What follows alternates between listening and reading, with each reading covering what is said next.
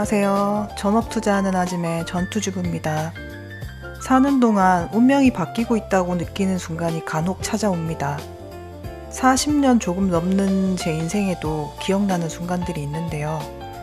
처음 번역 일감을 내 손으로 따냈을 때, 결혼했을 때, 소설 판권 계약을 했을 때, 그리고 돈의 원리를 깨달았을 때, 물론 그 순간들이 모두 좋은 결과로 이어진 것도 아니고 나쁜 운명의 순간도 있었습니다. 운명이 바뀐다고 느끼는 순간들의 공통점은 전과는 다른 차원의 세계를 맞이한다는 것입니다. 이번 영상에서는 돈에 대한 깨달음을 얻은 순간을 이야기해볼까 합니다. 2023년에 단타 치다 망해서 각 잡고 투자 공부를 하게 되었어요.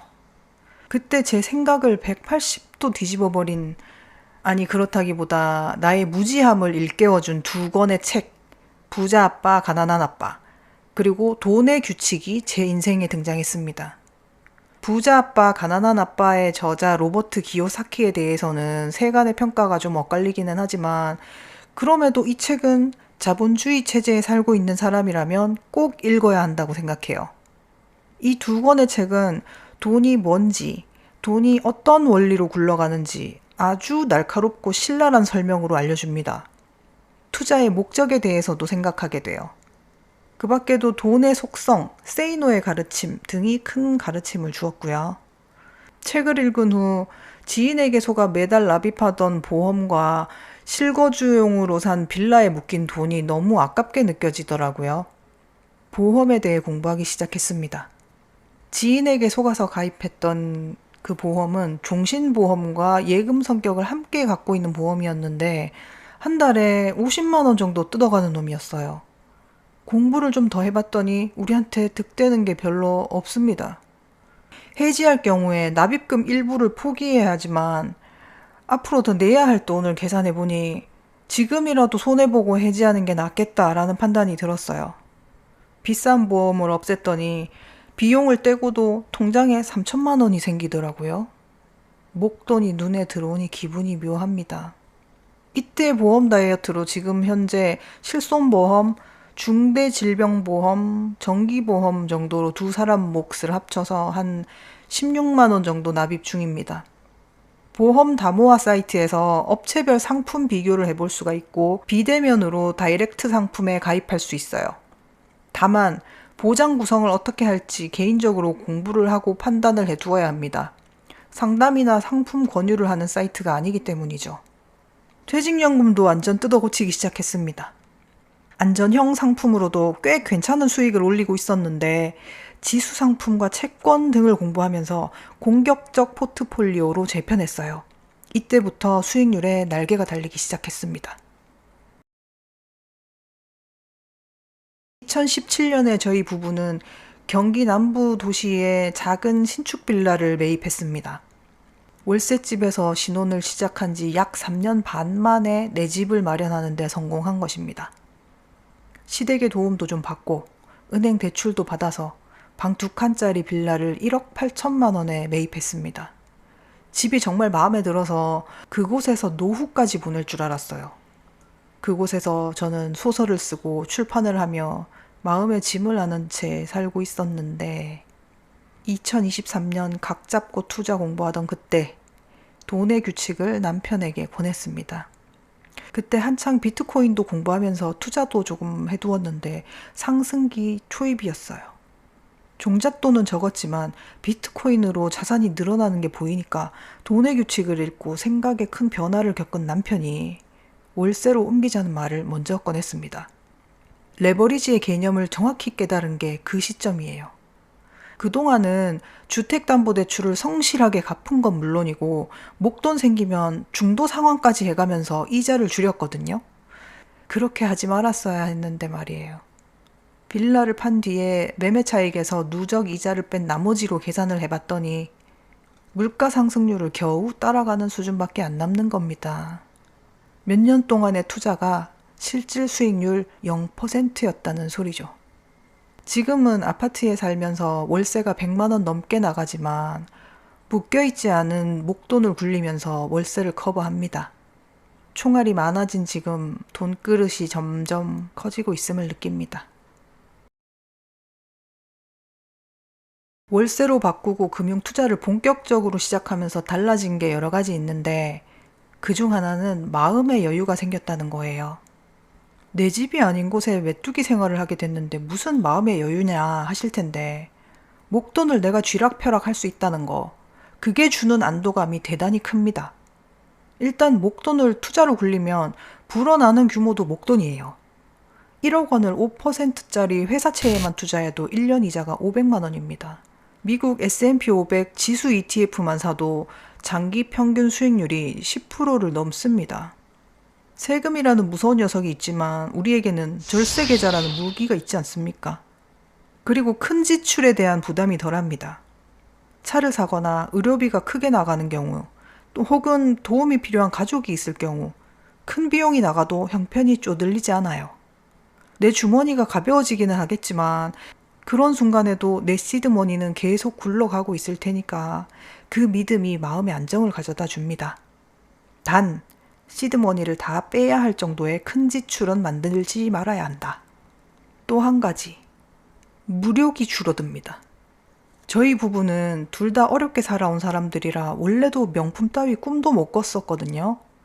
참 신기하게도 젊은 시절 주 6일 근무에 100만 원 조금 넘는 월급 받아가며 가장 노릇하느라 사치를 부려본 적이 없는 게 우리 두 사람의 공통의 경험이에요. 절약이 몸에 배어 있어서 그런지 목돈이 손에 쥐어져도 잘 쓰지 않습니다. 오히려 넉넉해지니까 사고 싶은 것도 없어지더라고요. 언제든지 살 수 있다는 마음의 여유 때문인지도 모르겠습니다. 명품 가방이나 비싼 차를 남에게 보여서 뭐 하나 싶네요. 그렇다고 저희가 떵떵거리며 산다는 뜻은 아닙니다.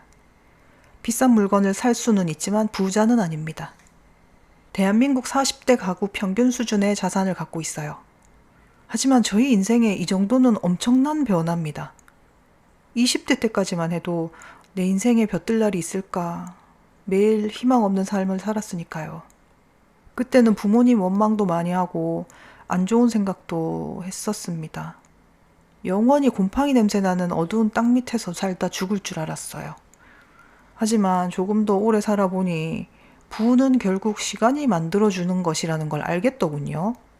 비록 우리 부모님은 부의 복리 효과는커녕 빚밖에 없어서 결국 파산하셨지만 나는 내 인생의 중후반부를 부모님과는 다르게 살아갈 것이라고 확신합니다. 요즘 때마침 목돈 쓸 일이 생겼어요. 5년 전에 7만 킬로 정도 탄 중고 소렌토를 2천만 원에 샀는데 그때부터 지금까지 수리비만 1,000만 원 정도 쓴 것 같아요. 최근에는 트랜스미션까지 맛이 가서 공업사를 들락거리고 있는데 증상이 해결됐나 싶으면 또 다른 증상이 나타나고 그래서 또 고치면 또 새로운 문제가 생기고 있어요. 정이 떨어질 대로 떨어져서 소렌토는 팔아치우기로 결정했습니다. 소렌토가 명차라더니 우리 집 소렌토는 하필 멍차였습니다.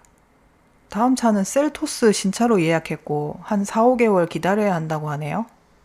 60개월 전액 할부로 구매할 예정입니다. 할부이자 3, 4% 내면서 다달이 원금을 갚고 쥐고 있는 현금으로 5% 이상 수익을 낼 수 있는 상품에 투자하면 이득입니다. 언젠가는 저희도 집을 살 거예요.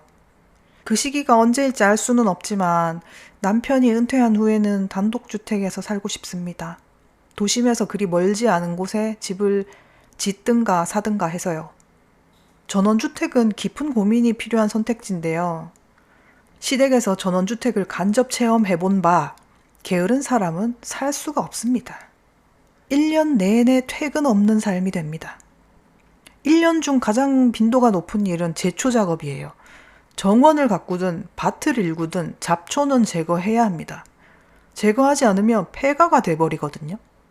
비가 내리면 토사가 쓸려 내려와서 중장비를 동원해 치워야 하고 그런 사태에 대비해 큰돈을 들여 옹벽을 쌓아 올리기도 하고 눈이 내리면 제설차가 들어오지 못하는 곳에는 내가 직접 삽질을 하든가 모래를 뿌리든가 해야 하고 낡아가는 집 이곳저곳을 수시로 보수해줘야 하고 도시에서 보기 힘든 온갖 짐승과 벌레를 상대해야 합니다. 생각지도 못한 새로운 할 일이 날마다 생깁니다. 은퇴 후 소일거리를 찾을 필요가 없어요. 부지런하고 활동적인 사람이라면 나름 즐거운 생활이 될지도 모르겠습니다. 그리고 인프라 문제. 시댁이 도시 인프라에서 멀리 떨어진 경상도 산골인데 자차가 없으면 말 그대로 고립이라서 생필품 구하기조차 매우 번거롭습니다. 상품이나 서비스도 다양하지 않아서 불편하고요. 시어른의 경우에는 병원이 가깝지 않은 데다가 차로 1시간 거리에 있는 시내 병원도 질이 그렇게 좋지 않아서 주기적으로 서울 소재 병원에 다녀가십니다.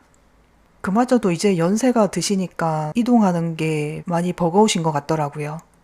그런 이유로 저희는 도심 변두리에 단독주택을 마련해 살고 싶어요.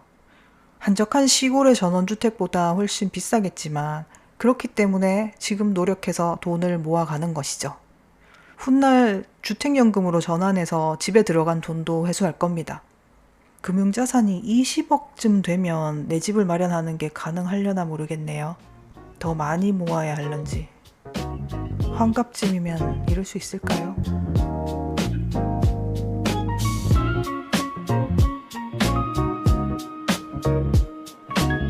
오늘도 시청해주셔서 감사합니다.